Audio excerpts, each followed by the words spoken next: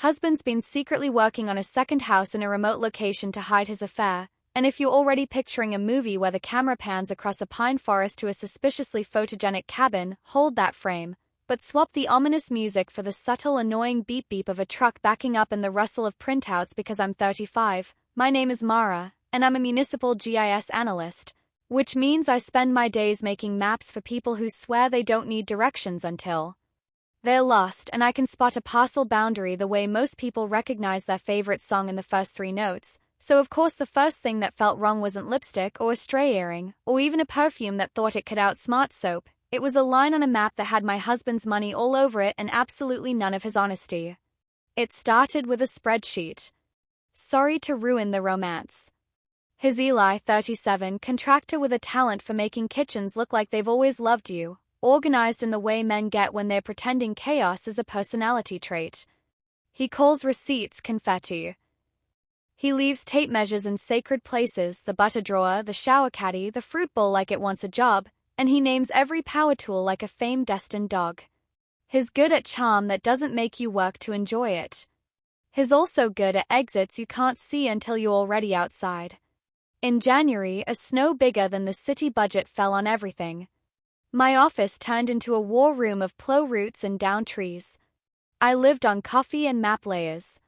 One night, tanked up on adrenaline and a granola bar that mistook sugar for nutrition, I was rerouting utility crews through a tangle of private roads when I noticed something odd. A brand new gravel access drive punched into a hillside in the satellite imagery, just outside our jurisdiction. No permit showing in the database because the county system is a cryptic oracle that requires tribute and 3 passwords. But there it was, fresh scars of fill, a rectangle of foundation wrapped in Tyvek, the cool geometry of plans becoming stubborn reality. It would have been a non-story except the coordinates pinged a very particular bell in my brain. The hardware store 40 miles north had been on Eli's bank statement 3 weekends in a row. He'd said he was helping a buddy build a hunting shed. Most men he knows do not name their ladders, but okay. I dropped a pin. The digital map blinked, patient as a dog. I went home and the house smelled like sawdust. Not the illusion of sawdust you get from overpriced candles. Real sawdust, sap and heat, and the ghost of a forest now teaching itself how to be a bookshelf. He was at the sink, forearms freckled with it, humming. He kissed my hair. Long day, he said, and I said, where's the shed again? Light, a joke with a spoon in it. He said, past Clearwater off County 12, and the address slid out of his mouth like a trout. The pin in my pocket pulsed. You learn to wait when you make maps. Your data is only as valuable as your patience. I waited through dinner. I waited through his story about a client who wanted a bathroom both rustic and spa-like, the design equivalent of asking a wolf to wear a robe. I waited until he fell asleep with his phone face down like a polite secret, and then I opened the county's parcel search. The owner of record for that remote rectangle was a trust with a jaunty name people pick when they want to sound whimsical instead of evasive. Gullwing Trust. Trustees, 2 names. A law firm. And 1 beneficiary who made my scalp go cold, a woman named Rowan Fisk. I knew the name because I have ears and the kind of marriage that asks, how was your day, and listens for the names that come up twice. Rowan was the project manager on a farmhouse reno last spring, the one where the client insisted on reclaimed beams that turned out to be just distressed by a guy named Phil. She'd come to our house once after a punch list and she'd been competent and easy, laughing in a way that made even me want to rearrange the furniture. The Gullwing parcel had a loan tied to it from a small bank that advertises itself with a friendly hawk. The lien holder matched a trust account I recognized from our joint credit union transfers, tiny monthly drips labeled Truck Fund, then bumped mysteriously after summer. You don't have to be a cartographer to follow arrows when they're that bright. The map in my head lit up like a police procedural, except the perps were mine. If this is where you want me to print the screenshots and pin them to a board with red string, I did exactly that, minus the string because we were out of twine and petty as I was. I wasn't using my good embroidery floss for a conspiracy wall. I made a timeline. The Saturday runs. The hardware charges. The gas receipts. The week he came home with a sunburn in October when he'd told me the guys were repainting a storefront. No way you get that particular stripe indoors. The text from that buzzed his phone at 6:17 a.m. one Sunday. Storm's moving in. Don't forget the tarp. He'd been out the door by 6:30 to grab breakfast sandwiches for the crew. He came back at noon with bodega eggs and a cut on his hand he said was from a stupid nail. The nail had a personality I hadn't met. There's a phrase my boss uses when we find a boundary mistake on two adjacent parcels that both think they own the same slice of yard. Someone is mowing someone else's grass. I stood in our kitchen staring at my very official printouts and thought, Eli is mowing on a plot he doesn't want me to see. And he is mowing with feeling. The next weekend he said, early pour. Don't wait for me, then kissed my neck in that practiced way that passes for sweetness when you don't stop to measure it. I pulled on a sweater and grabbed my field notebook and told myself I was going to the farmer's market, which, bless, was closed for winter because Frost doesn't care about kale. I drove north. Once you leave town, the road decides whether or not it wants you. The highway was a lesson in straight lines, the county road a polite argument with hills, the unmarked turnoff a promise only people with a reason would take. I found the gravel drive by the smell, fresh limestone dust and ambition. The Tyvek rectangle had become a frame. Roof trusses like ribs. A propane tank squatting beside a stack of windows still in their packaging, glossy and naive. A woman in a red beanie stood with her back to me on the porch that wasn't he yet, measuring something with a pencil tucked behind her ear. Rowan. Even from the car I could see the way she stood like the ground trusted her. Eli came into view carrying 2 coffees, saw me before I meant to be seen, and in that split second I watched the math in his head change. He didn't bolt. He put the coffees on a sawhorse with the care you give fragile objects and walked toward me like the earth was full of invitations. I got out and the cold smacked my face the way winter loves to do. Rowan turned, clocked me, and in a micro-instant I saw 3 lives, me, her, him, shuffle themselves into a seating chart none of us would have chosen. She didn't run either. So that's who we were, the sort of people who stand. Hey, he said, like he'd just found me in L7 picking out a light bulb. My name sounded like he had to decide which syllable to save. Where, this is? A hunting shed, I said, because if you don't laugh you scream, and I am not in the habit of letting owls hear my throat. Rowan wiped her hand on her jeans, then didn't offer it. Points for an honest etiquette. You must be Mara, she said, and I do not know if the gratitude I felt she said my name like it had a spine makes me petty or human. Is it yours? I asked, nodding at the house.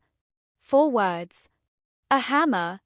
He looked at me, looked at Rowan, and understood the question under the question because he's not stupid, just an optimist with a shovel. It's both of ours, he said. On paper, it's her trust. The plan was, he exhaled, the kind of breath you use to blow out a candle when you're pretending you aren't wishing. The plan was to finish by summer. For what? I asked. Not unkind. The way a survey pin asks the land if it meant to be this shape. To live, he said. To leave, he didn't add, but the sentence stood between us anyway, a beam without a bearing wall. I did a thing I'm not proud of. I walked closer and ran my finger along a fresh joint, 2 boards married by a perfect pocket screw, and thought, of course this is good. He's good at this. He's built us shelves, tables, and a life that used to hold. He had built another life with the same careful hands. I wanted to hate the craft. I couldn't. Honest wood is still honest even if it shelters a lie. Were you going to tell me after the roof? I asked. Or wait until the cabinets? He rubbed the back of his neck the way he does when the ache is his and the pain is mine. I told myself I would tell you when I could make it clean, he said. When I could say, here's a house and a plan and a future that isn't yours, but I didn't leave you a mess. I know that sounds like I was doing you a favor. I was doing me a favor. I hate what I've done. Rowan cleared her throat and took her red beanie off and put it back on like she was repositioning herself in the frame. I didn't ask him to hide, she said. I told him I wouldn't be a secret. He said he needed time. I took the time he gave me. She looked down at her boots, then up at me without flinching. If you want to hit me, don't. But I understand the impulse. The thing about remote places is they make you hear your own voice too well. Mine sounded like a person talking to the map. I'm not going to hit anybody, I said. I'm going to ask questions. Then I'm going to decide what gets to be on my legend. My questions were not cinematic. They were inventory. When did it start? Last October, after a punch list at a farmhouse where the water heater refused to join the community. Did he love her? He didn't blink, a yes that tasted like a door closing and a lock clicking and the past stepping onto its side of the property line. Did he love me? Another yes, awful and smaller. Was this house the plan's heart or its excuse? He didn't know anymore. It started as a project, he said. Then it turned into a place I wanted to stand. He wasn't talking about the porch. I told him to go inside and fetch whatever he didn't want the weather to ruin. He knew better than to argue with the kind of authority that spends its weekdays telling utilities where to dig. He disappeared into the skeleton and I turned to Rowan.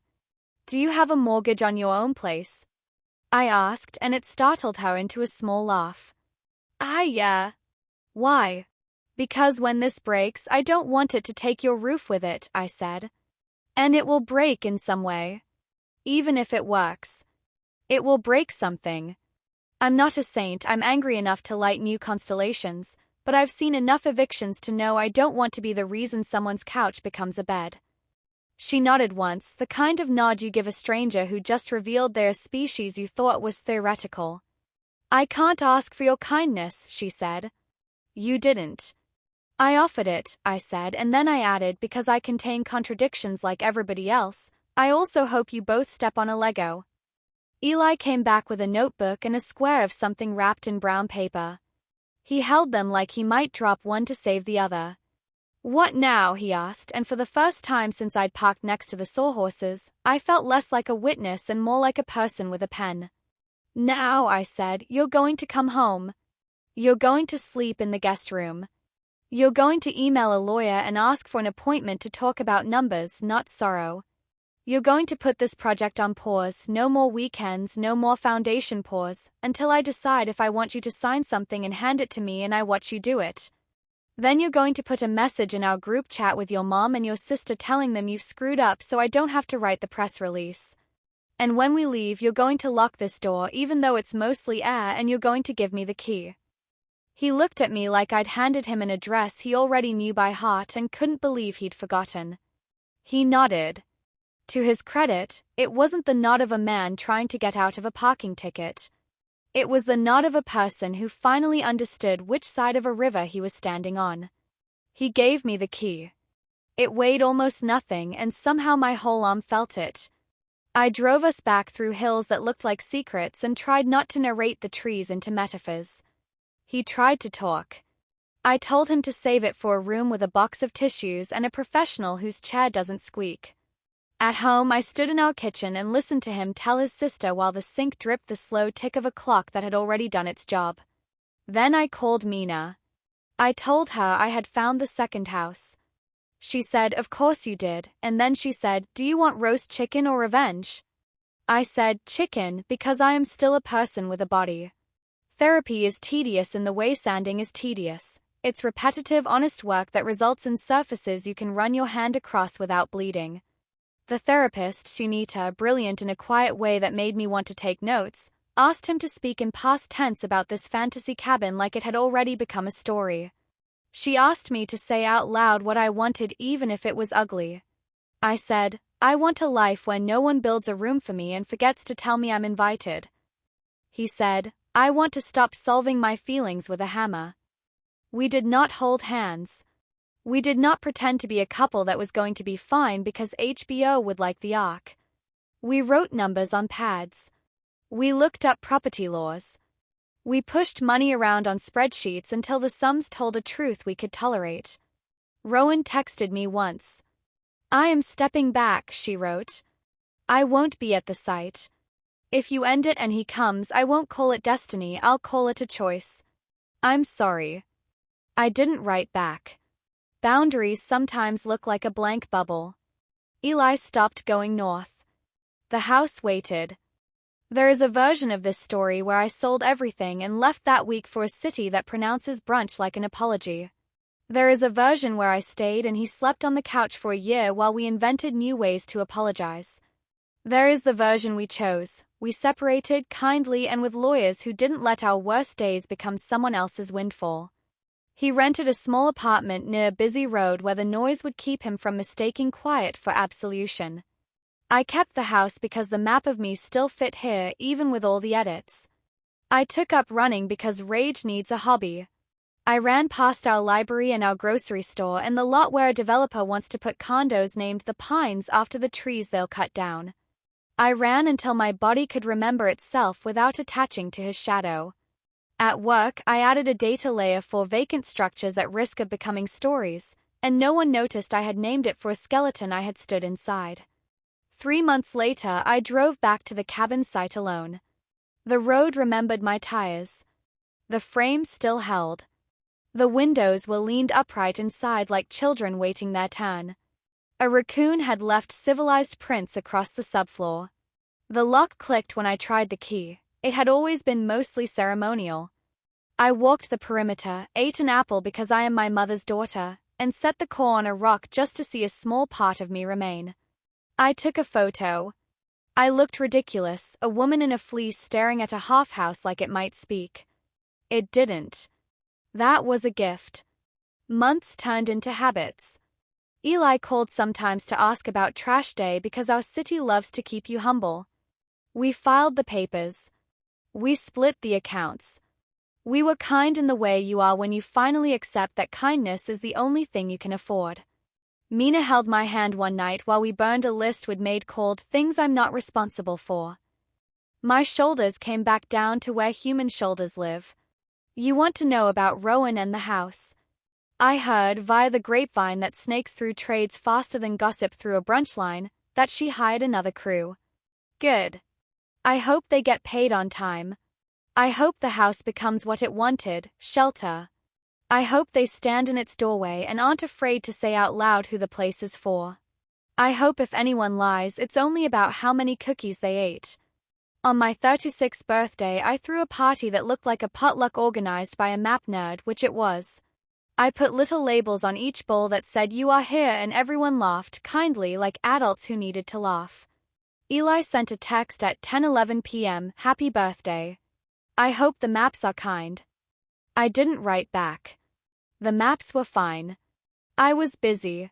Sometimes on Sunday mornings I drive nowhere in particular with coffee hot enough to make my tongue pay attention. I pull over where the fields go brown and beautiful and I take a picture of nothing. I file it in a folder called Proof of Weather. In the afternoons I teach a community class on how to read your own block like a novel, and the teenagers teach me slang for corners, and an old man named Roy brings me ginger candies from his coat pocket like a bribe to get me to overrule the zoning board. I keep the candy. Last week, a woman came into my class late, out of breath, wedding ring shoved into her coin pocket. "My husband's been driving somewhere," she said. "I don't know where." She looked around like she had lost a shoe. I unfolded a county map on the table between us. "Okay," I said. "Let's draw what you know." She pressed her finger to the paper and then to her chest and then to what she couldn't bring herself to call the truth. We sat there until the room stopped spinning and the streets settled into their quiet geometry. Then we folded the map back up. Then we ate a donut. Then she went home with my pen. If you're waiting for a moral, I don't have one appropriate for cross-stitch.